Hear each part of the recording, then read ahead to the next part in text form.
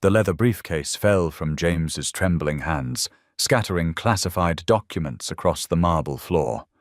Outside, 3 black SUVs had surrounded the building like predators circling their prey.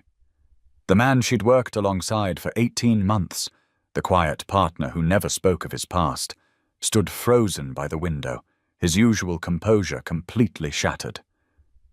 "They're here for me," he whispered, his voice audible above the chaos erupting from the lobby below. Jessica's heart pounded as she watched the man she thought she knew completely transform before her eyes, no longer the gentle lawyer who brought her coffee every morning.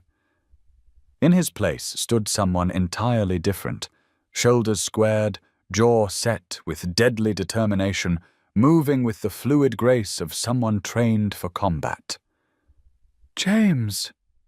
3 weeks earlier, Jessica had found James standing in the firm's break room at 2 in the morning, staring at a cup of cold coffee he'd apparently forgotten to drink. When she'd asked what he was doing there so late, he'd given her that same careful smile and said he couldn't sleep. But his hands had been shaking, so subtly she almost missed it, and there were dark circles under his eyes that suggested he'd been having trouble sleeping for much longer than just one night. She'd started paying attention after that. The way he always sat with his back to the wall in restaurants. The way he never used his credit card for anything, always paying cash even for coffee. The way he would sometimes pause mid-sentence when talking about his past, as if he were editing his own memories before speaking them aloud. Now, watching him move with lethal efficiency as he gathered documents she'd never seen before, Jessica realized those weren't quirks of personality. They were survival habits. "James, you're scaring me," she said, though she wasn't sure if it was fear or fascination that made her voice shake. He looked up from his briefcase, and for just a moment, his carefully constructed facade cracked. She saw something raw and desperate in his eyes, the look of someone who had been running for so long he'd forgotten what it felt like to stand still. "I never wanted you to see this," he said quietly, his voice carrying a weight she'd never heard before. "I spent 18 months trying to keep you safe from this." "Safe from what?" Instead of answering directly, James pulled a photograph from his desk drawer, not the kind of personal photo she might have expected, but a surveillance image that looked like it had been taken with a long-range telephoto lens. The picture showed him walking. "This was taken 2 years ago," he said. 3 months before James Wilson started working at this firm. Jessica studied the photograph more carefully. The man in the picture had James's face, but everything else about him was different. His posture was more confident, almost arrogant.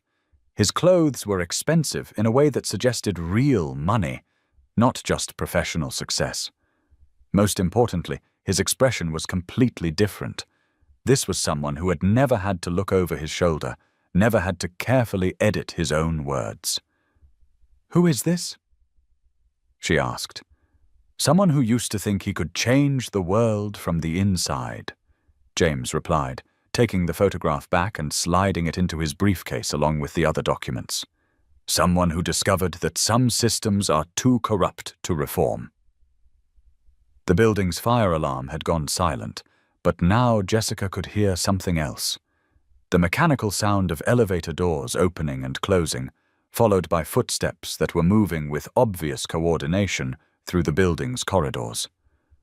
Professional footsteps, military footsteps. James heard them too. His entire body went tense, like an animal sensing predators. But instead of fear, Jessica saw something else in his expression, a kind of grim determination that suggested he'd been preparing for this moment for a long time.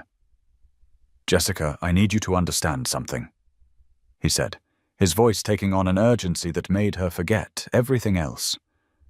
"In about 3 minutes, some people are going to come through that door who will kill you just for being in the same room as me. Not because you've done anything wrong, but because you've seen something you weren't supposed to see." "What have I seen?" "Me," James replied simply. "The real me."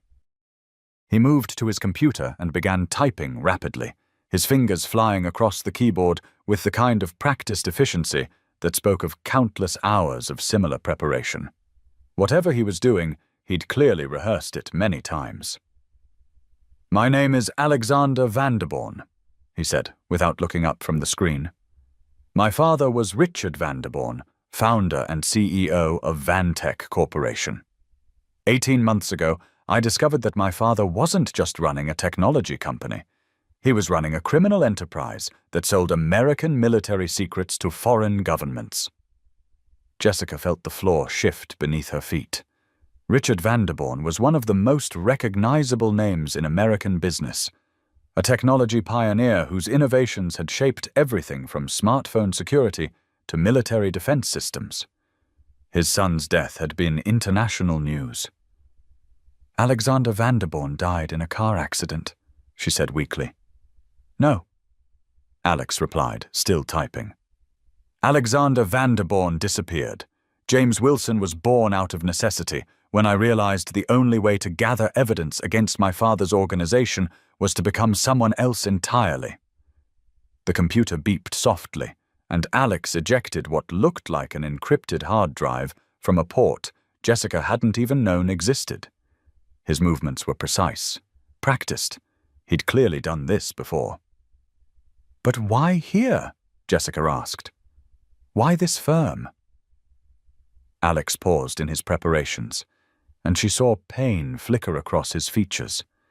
"Because Hartwell and Associates has been laundering money for Vantech subsidiaries for the past 3 years. Sandra Hartwell doesn't know it. The transactions were buried in legitimate corporate contracts. But Jessica thought about all the international corporate contracts she'd reviewed, all the subsidiary incorporation documents that had seemed unnecessarily complex. Morrison Industries, Chen Manufacturing, dozens of other companies whose ownership structures had been so convoluted she'd assumed they were just examples of creative tax planning. "How long have you known?" she asked. "About the money laundering?" "From the beginning. It's why I chose this firm." Alex sealed the hard drive in what looked like a tamper-evident envelope. "About you. About the fact that you were completely innocent in all of this. About 3 weeks into working here." Something in his tone made her look at him more carefully. "What happened 3 weeks in?" Alex's hand stilled on the envelope. For a moment he looked like he was struggling with whether to answer. "You brought me soup when I was working late with what you thought was a cold. It wasn't a cold. I'd been beaten up by some of my father's associates who were starting to suspect James Wilson wasn't who he claimed to be. But you didn't know that. You just saw someone who looked like he needed help." Jessica remembered that night. James had looked terrible, with what she'd assumed were flu symptoms, but now realized might have been the aftermath of violence. She'd brought him homemade chicken soup from the deli down the street, and he'd looked at her like she'd given him something precious. "That's when I realized I was falling in love with someone I could never tell the truth to," Alex continued. "And that's when I started trying to figure out how to finish this investigation and get out before I dragged you into something that could get you killed." The footsteps in the hallway had stopped moving. Jessica realized they had reached their floor. "Alex," she said, using his real name for the first time. "Everything," he replied. "Financial records, communication logs, client lists, video evidence of meetings where my father discussed selling missile defense algorithms to buyers in Tehran and Beijing. 18 months of documentation that proves Vantech has been committing treason on an industrial scale." "Why didn't you just go to the FBI?" Alex's laugh was bitter. "Because half the people on Vantech's client list work for agencies that are supposed to be investigating exactly this kind of crime. When you discover that the Deputy Director of National Intelligence has been receiving payments through shell companies for the past 5 years, you realize there's no one you can trust inside the system." The office door handle began to turn slowly. Alex moved with sudden, fluid grace, pressing the sealed envelope into Jessica's hands while simultaneously positioning himself between her and the door. In that single movement, she saw everything he'd been hiding for 18 months, not just the trained reflexes of someone who knew how to fight, but the protective instincts of someone who cared more about her safety than his own.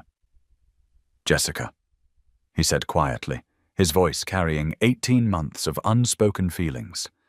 "I need you to know that every moment we spent together was real. Every conversation, every shared joke, every time I looked forward to seeing you in the morning, none of that was part of any cover identity." "I know," she whispered, surprising herself with the certainty in her voice. "I felt it too." The door opened, and 3 men entered the room. The man in front was older than the others, with silver hair and scars that suggested a violent past. But his eyes held an intelligence that was somehow more frightening than simple brutality. "Victor," Alex replied, and Jessica was struck by how his entire demeanor had changed. The gentle attorney was completely gone, replaced by someone who matched their unexpected visitors in terms of obvious danger. "I wondered when you'd finally track me down." "Your father's death created complications," Victor continued. "Information that was previously contained now requires recovery. Surely you understand this necessity." Jessica found herself caught between them, still holding the envelope Alex had given her, trying to process the fact that she was apparently witnessing some kind of international espionage situation that had started as an ordinary Monday morning at work. "James Wilson was just a lawyer," Alex said calmly. "If you're looking for Alexander Vanderborn, I'm afraid you're going to be disappointed." Victor smiled, but it was the kind of expression that made Jessica's blood run cold. "Perhaps we should ask Miss Blake what she thinks. After 18 months of working so closely together, surely she has insights into her colleague's true nature." All eyes turned to Jessica, and she felt the weight of the moment settling on her shoulders like a physical presence. She was being asked to choose between the safe lie that might protect her and the dangerous truth that might save Alex. That's when she realized she'd already made her choice weeks ago, when she'd started bringing him soup and staying late to help with cases and looking forward to seeing him every morning. She'd chosen Alex before she even knew who he really was. "I think there's been some mistake," she said, stepping forward with the envelope clutched behind her back. Victor's attention focused on her like a laser. "Miss Blake, has Mr. Wilson ever discussed any matters involving international technology transfers? Perhaps companies with connections to overseas research facilities?" Jessica pretended to consider this seriously, drawing on her legal training to maintain professional composure. "Well, we do handle international corporate law. Morrison Industries has been expanding their overseas operations, and there have been some intellectual property licensing discussions." She let her voice trail off as if she'd suddenly realized she was discussing confidential client information with unauthorized individuals. "I'm sorry, but I can't discuss specific client matters without proper authorization. Perhaps if you could provide identification and explain the nature of your inquiry." Victor's patience was clearly running thin. "Miss Blake, I believe you do not fully comprehend the seriousness of this situation. I comprehend that you've entered our office without authorization and are asking about confidential client information." Jessica replied, her legal training finally overriding her terror. "I also comprehend that this building has security cameras, and that unauthorized entry into a law office is likely to create exactly the kind of attention you probably want to avoid." She was buying time, though she wasn't entirely sure what Alex was supposed to do with it. Behind Victor, she could see one of his associates speaking quietly into a radio, probably coordinating with whoever had taken control of the building's security systems. But she could also see Alex, and what she saw there made her understand that her 18 months of careful observation had taught her to read him better than she'd realized. He wasn't planning to surrender. He wasn't planning to cooperate. He was planning to fight, and he was terrified that she was going to get hurt in the process. Victor gestured to one of his associates, who moved to grab Jessica. That's when Alex acted. Jessica had never seen violence like what happened next. Alex moved with a precision and lethality that was almost beautiful in its efficiency.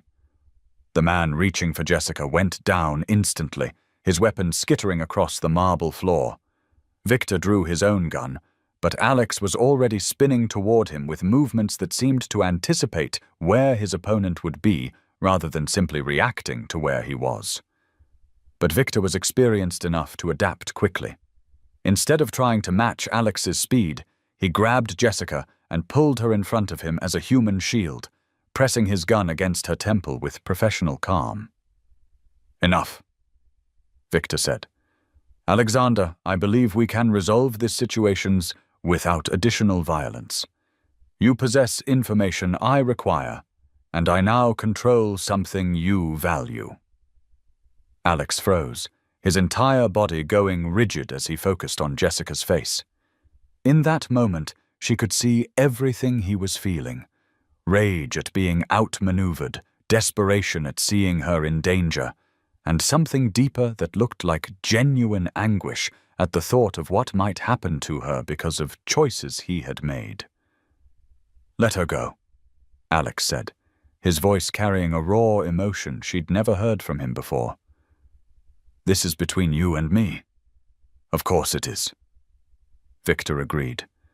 "But Miss Blake has become part of the equation. She has witnessed too much, learned too much. Even if she doesn't understand the significance of what she's seen, she represents an unacceptable security risk." Jessica felt the cold metal of Victor's weapon against her skin and realized that all her legal training. "However," Victor continued, "I am prepared to be reasonable. Alexander, you will provide me with all evidence you have collected against Vantech and its associates. In exchange, Miss Blake will walk away from this office and forget everything she has witnessed today." "And me?" Alex asked, though Jessica could see in his eyes that he already knew the answer. "You will come with us," Victor replied. "There are people who wish to have extensive conversations with Richard Vanderborn's son about his father's business operations and the location of certain financial assets." Jessica watched Alex consider his options, saw him calculating odds that probably weren't favorable regardless of what he chose. She realized he was going to sacrifice himself to save her, and the thought of that made her angrier than the gun pressed against her head. "Wait," she said, her voice steadier than she felt. "Before anyone makes any deals, I think you should know that Mr. Wilson and I weren't just reviewing client files this morning. We were also implementing new security protocols for sensitive documents." Victor's grip on her loosened slightly as he tried to process this information. "What protocols?" "Automated backup systems," Jessica continued, making it up as she went along but drawing on enough real legal technology to sound convincing.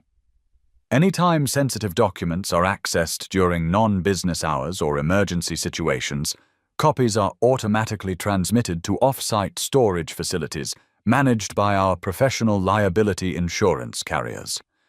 She could see Alex watching her with an expression of amazement and something that might have been. It was completely false, but Victor couldn't be certain of that without taking risks he probably didn't want to take. More importantly, it gave Alex the opening he needed. The building's fire alarm suddenly activated, not the standard evacuation signal, but the piercing emergency tone that indicated genuine danger and brought immediate response from fire departments, police, and emergency medical teams. In the moment when Victor's attention was divided between the alarm and processing Jessica's false information about backup protocols, Alex moved. This time, Victor wasn't fast enough to compensate. Alex's attack was precise and devastating, designed not just to neutralize a threat, but to ensure that threat could never endanger Jessica again. When it was over, Victor and his associates were no longer a problem, and Alex was standing over them, breathing hard, blood on his knuckles and a look in his eyes that was equal parts relief and anguish. "Are you hurt?" he asked, moving quickly to Jessica's side. "I'm okay," she replied, though she was shaking badly enough that standing was becoming difficult. "Alex, who triggered the fire alarm?" "I did," he said, showing her a device she hadn't noticed him activate. "Dead man's switch. If I don't input a code every 24 hours, it automatically sends evidence files to news organizations and triggers emergency protocols in buildings where I'm supposed to be safe." Jessica looked around at the aftermath of violence in what had been her quiet, professional office just 20 minutes earlier. "What happens now?" "Now we leave," Alex said, already moving toward his briefcase. "The emergency response will provide cover, but there will be other people looking for me." But as they reached the 15th floor, Alex suddenly stopped. "Jessica, I need you to understand something. When we reach street level, I'm going to disappear. There are people who will spend the rest of their lives looking for me, and staying together just puts you in more danger. What about the evidence? What about bringing these people to justice?"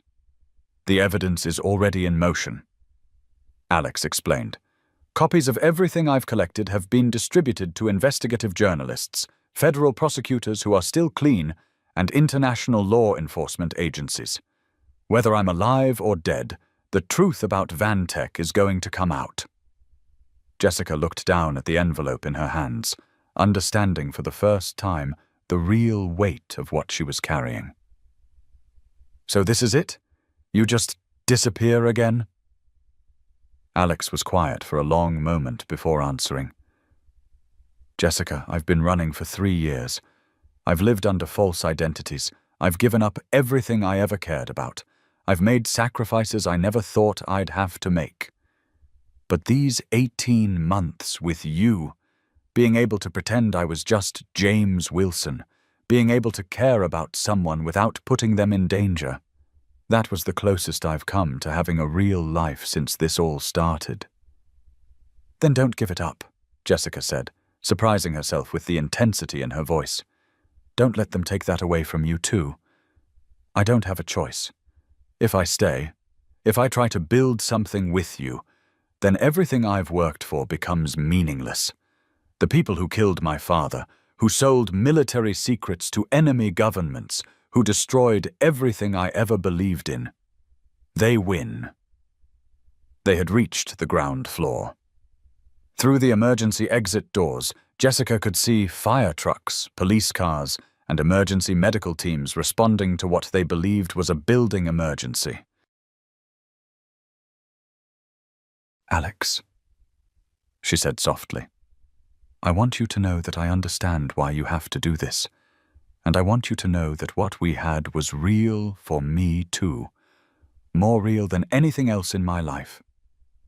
He turned to look at her fully, and she saw in his eyes everything he wanted to say but couldn't, all the feelings they'd never acknowledged, all the possibilities they would never explore, all the ordinary moments of happiness they would never share. "If this works," he said quietly, "if the evidence is enough to bring down Vantech's remaining operations, if I can testify safely and help put these people away, then maybe," Jessica finished for him. "Maybe," Alex agreed.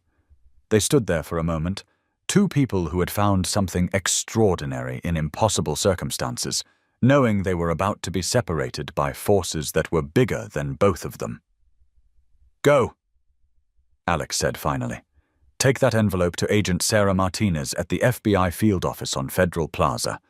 Tell her Alex sent you, and she'll know what to do with it. What about you? I'll find another way out," Alex said, though they both understood the risks involved. "Don't look back, Jessica. Whatever happens next, don't look back." Jessica pushed through the emergency exit and into the morning sunlight, the envelope clutched against her chest like a lifeline. Behind her, she could hear Alex moving in a different direction, disappearing into the crowd of the months that followed were unlike anything Jessica could have imagined. The FBI investigation that grew out of Alex's evidence became one of the largest criminal cases in recent history. Vantech Corporation was dismantled, its assets seized, and dozens of executives and government officials were indicted for everything from espionage to money laundering to conspiracy to commit treason. Alexander Vanderborn's name appeared in court documents as the primary confidential informant, but he never testified in person. The evidence he had collected was so comprehensive, so meticulously documented, that prosecutors were able to build their cases without requiring his physical presence in any courtroom. Jessica kept the job Agent Martinez had helped her find at a firm specializing in white-collar crime prosecution. It was demanding work that felt like a continuation of everything Alex had started, using the legal system to fight against the kind of corruption that destroyed lives and threatened national security. Every few months, she received postcards from different cities around the country. They never contained messages, just pictures of ordinary places. A bookstore in Portland, a coffee shop in Austin, a park in Denver. She understood them as communications from someone who was still alive, still safe, still thinking about the 18 months they had shared when they were Jessica Blake and James Wilson. On quiet Sunday mornings, when she sat in her apartment reading about the latest developments in the Vantech prosecution, Jessica allowed herself to imagine what might have happened if they had been different people living different lives. If James Wilson had really been, but she also knew that the man she had fallen for wasn't just James Wilson, the attorney. He was Alexander Vanderborn, someone who had given up a life of wealth and privilege to fight for justice, someone who had risked everything to protect people he would never meet from threats they would never understand. That courage, that integrity, that willingness to sacrifice everything for principle, those were the qualities that had drawn her to him, even when she hadn't understood their true source. So she kept the postcards, and she remembered, and she continued fighting corruption through her own legal work. It wasn't the life she had planned, but it was a life that had meaning, shaped by 18 months of loving someone who had taught her that doing the right thing sometimes required giving up everything you thought you wanted. 2 years after that morning in the office, Jessica received a different kind of communication. Not a postcard, but a letter with no return address, postmarked from a city she'd never visited. Jessica. It read, "The last of the Vantech prosecutions concluded yesterday. 47 convictions, including some people I never thought we'd be able to touch. The work is finished. I wanted you to know that none of it would have been possible without your courage that morning when you chose to trust me instead of protecting yourself. You saved my life, but more than that, you helped save something bigger than either of us. I hope you know how grateful I am. I hope you know that you were the best part of the 3 years I spent as someone else. And I hope you know that someday, when enough time has passed and when I can be certain that being near me won't put you in danger, I'm going to find a way to see you again, because what we had was real, and real things are worth fighting for. Until then, know that somewhere in the world..." Jessica read the letter 3 times before carefully folding it and placing it in the drawer where she kept all the postcards. Then she sat quietly for a long time, thinking about justice and sacrifice and the strange ways that love could survive even the most impossible circumstances.